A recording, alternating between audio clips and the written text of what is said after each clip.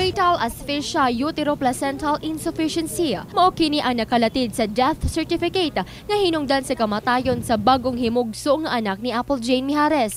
Mato di Dr. Gabriel Fernandez, hepe sa Jensen City Hospital, nga natuok sa kaugalingong liog sa bata ang cord coil nga nagresulta sa uteroplacental insufficiency kung naubusan og supply sa hangin. Yung fetal asphyxia kasi parang parang hindi maganda yung blood flow or parang asphyxiated meaning interrupted yung blood supply.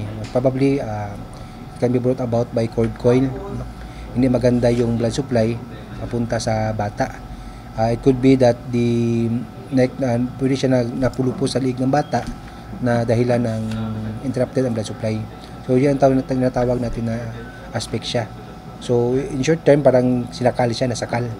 Yun ang meaning ng asphyxia. Yung uteroplacental insufficiency most probably is because wala na siyang blood supply, enough air and blood nutrition or nutrients na papunta sa bata.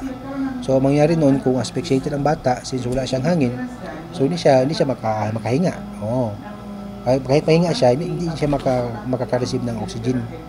So initially, kung sa loob pa, syempre number one, ang heartbeat niya medyo irregular na, abnormal, and later on kung ano siya parang bibilis, then unti ihina, parang paunti-unti siya, parang sinasakal. Kahinumduman nga mereklamo si Mijares batok sa lying in center nga una niyang giadtuan una pa kini gibalhin sa district hospital. Patay na ang bata sa dihang iya kining gipanganak.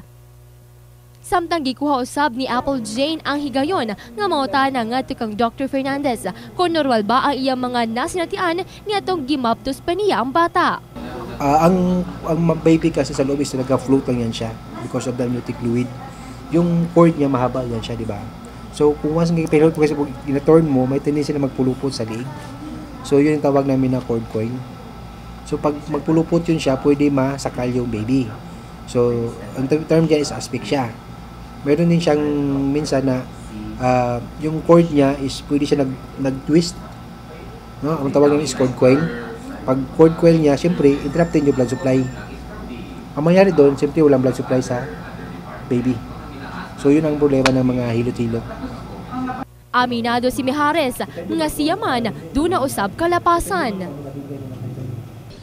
Na at least na tawhay akong una-una, nabalaan jud na ako nga may mali pud ko. Admit man jud ko nga may mali ko.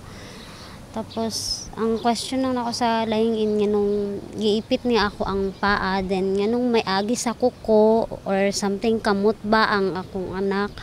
Then nga nung may dugo gid akong dili gid ako siya ma-explain nga nung naingato gid siya. Nagpahimang usab si Dr. Fernandez ngadto sa publiko, ilabi na sa mga adunay gisabak sa mga angayang hinumduman aron mamahimong luwas sa pagpanganak. Magpakonsulta ng regular para masubaybayan yung paglaki ng anak, and of course para mabigyan din ng mga kaakibat na mga management of treatment if in case may mga problem na mag-arise.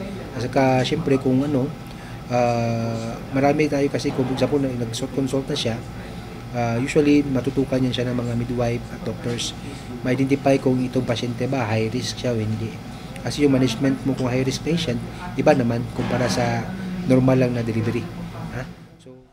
Nagpahimang karon ang mga medical doctors ngadto sa mga buntis nga kung pwede likayan ang pagpahilot aron walay mga kakulian nga mahitabo sa inyuha o sa inyong gisabak.